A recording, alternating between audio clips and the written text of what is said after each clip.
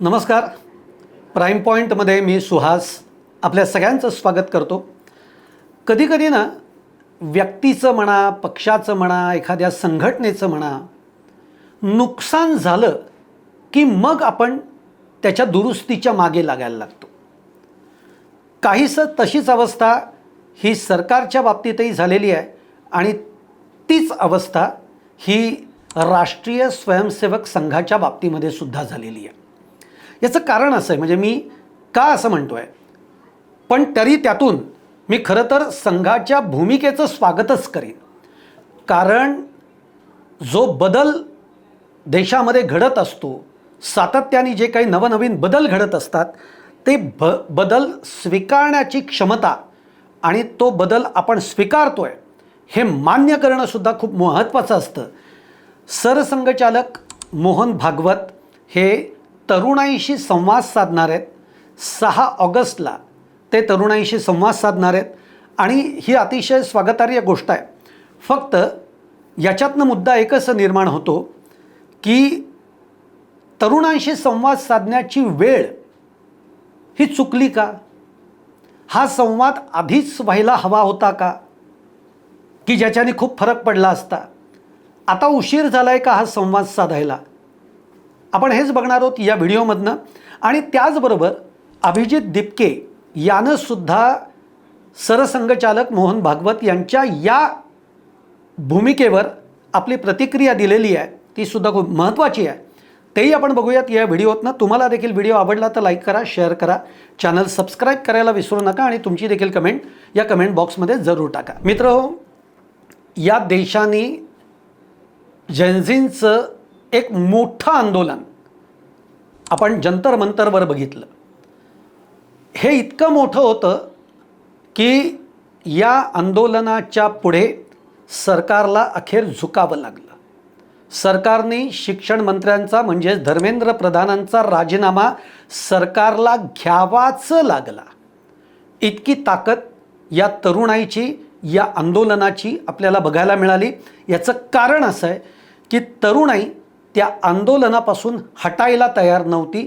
ती फक्त आपल्या मागणीवर ठाम राहिली.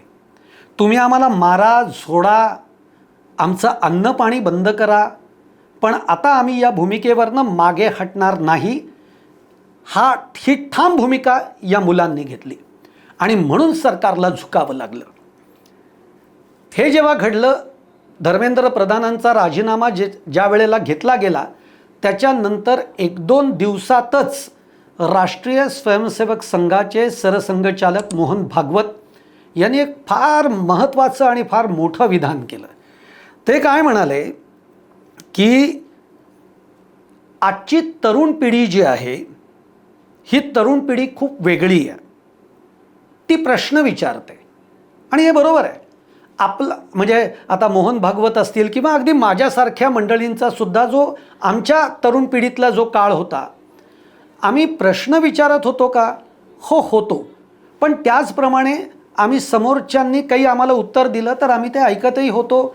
आम्हाला कदाचित काही प्रश्न विचारण्याची हिंमतही नव्हती, आम्ही विचारूच शकत नव्हतो. पण आजची तरुण पिढी तशी नाही आहे. आजची तरुण पिढी ही तुम्हाला प्रश्न विचारणार, तिला तुमच्याकडनं उत्तर हे हवंच आहे. आणि त्याच पद्धतीने मोहन भागवत म्हणाले की आजची तरुण पिढी ही वेगळी आहे. ती प्रश्न विचारते, ती फक्त तुमचं ऐकत नाही. त्याचप्रमाणे ते असंही म्हणाले की आजच्या तरुण पिढीला डिक्टेटरशिप नको आहे. म्हणजे तुम्ही फक्त सांगाल आणि तरुण पिढी ऐकेल असं अजिबात नाही आहे. तिला डिस्कशन हवं आहे. डिस्कशन म्हणजे काय? तिला संवाद हवा आहे. तुम्ही सांगा, त्याच्यावर ती प्रश्न विचारेल, परत तुम्ही त्याचं उत्तर द्या आणि त्यातून मग त्यांचं समाधान झालं तर ते तुमचं ऐकतील. अशा पद्धतीने आत्ताची ही तरुण पिढी आहे. असं एक अतिशय महत्त्वाचं विधान हे मोहन भागवतांनी केलेलं होतं आणि हे विधान खरंच समजूतदारपणाचं विधान होतं असं मी नक्की म्हणेन. आणि त्याचबरोबर एक गोष्ट ही आपल्याला मान्य करावी लागेल की आत्ताच्या तरुणाईमधला जो बदल आहे तो सरसंघचालकांनी ओळखला आहे, तो त्यांनी मान्यही केला आहे. आणि त्याप्रमाणे आता आपल्यालाही बदलावं लागेल. त्याप्रमाणे सरकारला सुद्धा त्यांची विचारसरणी बदलावी लागेल. म्हणजे हे जे मोहन भागवतांचं सांगणं होतं की आजच्या तरुणाईला डिक्टेटरशिप नको आहे, संवाद हवा आहे. जो संवाद सरकारने 40 दिवसामध्ये या मुलांशी केला नाही. जर तो केला असता तर ना लाठीचार्जची गोष्ट घडली असती, ना तुम्हाला अश्रुधुराच्या नळकांड्या फोडाव्या लागल्या असत्या, आणि ना त्या मुलांना या पावसा पाण्याचं इतके दिवस बसावं लागलं असतं. पण सरकार अहंकारामध्ये होतं. सरकारला वाटत होतं की किती दिवस करतील, आणि पोरं तर आहेत, यांची काय ताकद आहे. अशा भूमिकेतनं सरकारने या आंदोलनाकडे बघितलं आणि तिथंच सरकार फसलं, सरकार आपटलं, सरकारला मागे यावं लागलं. आणि म्हणूनच त्या अर्थावर या सगळ्या पार्श्वभूमीवर मोहन भागवतांचं ते विधान अतिशय समजूतदारपणाचं आपल्याला बघायला मिळतं. आज तसं बघायला गेलं तर संघासारख्या संघटनेला 100 वर्षांची एका विचारसरणीची एक परंपरा राहिलेली आहे. पण ती परंपरा जरी असली तरी कालानुरूप बदलावं लागेल. हा बदल स्वीकारण्याची तयारीसुद्धा मोहन भागवतांनी ठेवली आहे. हेच त्यातलं स्वागतार्ह भाव आहे. कारण भल्या मोठ्या मोठ्या संघटनांना, पक्षांना असे बदल त्वरित स्वीकारता येत नाहीत. ते बदल मोहन भागवतांनी स्वीकारल्याचं आपल्याला निश्चित बघायला मिळतं आहे. आणि म्हणूनच जे आपण म्हणतोय ना, म्हणजे मोहन भागवतांना एक गोष्ट नक्की कळली की द्वेषभावनेतनं तुम्ही विद्यार्थ्यांशी संवाद नाही साधू शकत किंवा त्यांच्या प्रश्नांकडे तुम्ही नाही बघू शकत. तुम्ही त्यांच्या प्रश्नांचं समाधान करा, तुम्ही त्यांच्याशी बोला, त्यांच्या भावना तुम्ही समजून घ्या. आणि त्याच माध्यमातून आता मोहन भागवत हे 6 ऑगस्टला तरुणाईशी संवाद साधणार आहेत. ही गोष्ट खूप चांगली आहे. अभिजित दिपके यांनीसुद्धा आज माध्यमांना प्रतिक्रिया देताना ते असं म्हणालेत की खरं तर उशीर झाला या गोष्टीला, पण तरीही मोहन भागवतांच्या या संवादाचं मी स्वागत करतो.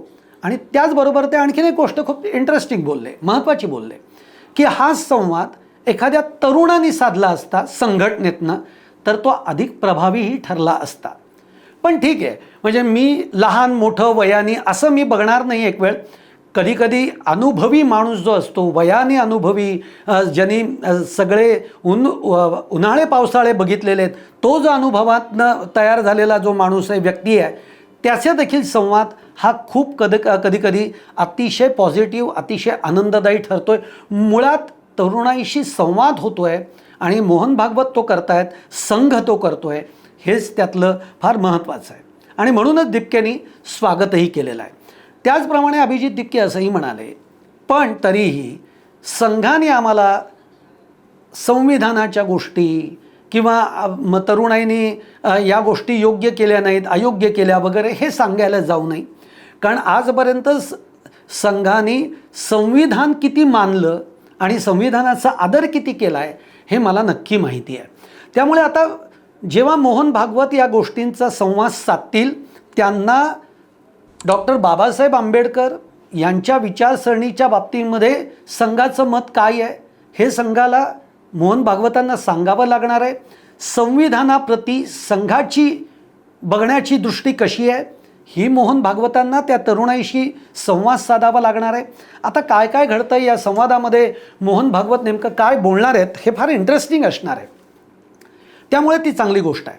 पण या सगळ्या गोष्टींना घेऊन आता काही प्रश्नही निर्माण होतात की टायमिंगच्या बाबतीमध्ये. म्हणजे जसं मी तुम्हाला म्हणलं की आंदोलन हे ऐन भरात असताना, विद्यार्थी लाठीखाठी खात असताना, त्यांच्यावर अश्रुधुराच्या नळकांड्या फुटत असताना, तेव्हा का नाही आठवलं की आपल्याला विद्यार्थ्यांशी संवाद करायचा आहे? का नाही बरं आठवलं हे? किंवा त्यावेळेला मोहन भागवतांनी, जे मोहन भागवत म्हणतायत की विद्यार्थ्यांना डिक्टेटरशिप नको आहे, त्यांना डिस्कशन हवं आहे, तेव्हा का नाही बोलले मोहन भागवत? हा प्रश्न या माध्यमातनं पहिल्यांदा निर्माण होतो. 40 दिवस या आंदोलनाकडे सरकारने दुर्लक्ष केलं, तेव्हा राष्ट्रीय स्वयंसेवक संघाने भूमिका का नाही घेतली? त्यांनी सरकारशी संलग्नच आहेत ना. म्हणजे सरकारच्या जवळपास असणारीच ही संघटना आहे, तेव्हा मोहन भागवतांनी भूमिका का नाही घेतली? सरकारला का नाही दटावलं? सरकारला का नाही समजावलं? सरकारला भूमिका घ्यायला का नाही भाग पाडलं? सरकारला संवाद करायला का नाही सांगितलं? हा प्रश्न त्यामुळे निर्माण होतो की 40 दिवस ते विद्यार्थी आंदोलन करतायत, तेव्हा हा विचार का नाही आला? तेव्हा हा विचार कुठे गेला होता? हा मुद्दा मात्र नक्की विचारावासा वाटतो, कारण तेव्हा जर का संवाद झाला असता तर त्याचा परिणाम हा अधिक चांगला दिसला असता, पण तसं घडलेलं नाही आहे. आणि म्हणून आता त्यातला एक मुद्दा शेवटचा आहे की आज हे जंतर मंतरवरचं आंदोलन संपूनही बरेच दिवस झालेत आणि आता 6 ऑगस्टला मोहन भागवत हे संवाद साधतायत. त्यामुळे याच्यातही एक बरंच काळ गेला, बरेच दिवस गेले, बरंच अंतर पडलं. इतके दिवस तरी संघाने तरुणाईशी संवाद साधायला का लावला, का वेळ घेतला, हा देखील एक प्रश्न त्यामुळे निर्माण होतो. आणि म्हणून मग 6 ऑगस्टला जे संघ तरुणाईशी संवाद साधणार आहेत त्याला खरंच उशीर झाला आहे का, हा प्रश्न त्यामुळे निश्चित निर्माण होतो. संघाची भूमिका जी आहे ती अत्यंत प्रामाणिक आहे आणि त्या प्रामाणिक भूमिकेचं आपण निश्चित सगळ्यांनी स्वागत केलं पाहिजे. फक्त वेळेचं गणित चुकलं आहे का, हे मात्र निश्चित तुमच्याही मनामध्ये येऊ शकतं, माझ्या मनामध्ये तर निश्चित आहे. तुम्हाला काय वाटतं आहे की सरसंघचालक जो तरुणाईशी संवाद साधणार आहेत 6 ऑगस्टला, ही त्यांची वेळ चुकली आहे का? हा संवाद आधीच व्हायला पाहिजे होता का? काय वाटतं आहे? तुम्हीही व्यक्त व्हा. तुम्हीही कमेंट बॉक्समध्ये नक्की तुमची कमेंट टाका. आणि माझा हा व्हिडिओ आवडला असेल तर नक्की लाईक करा, शेअर करा, चॅनल सबस्क्राईब करायला विसरू नका. धन्यवाद.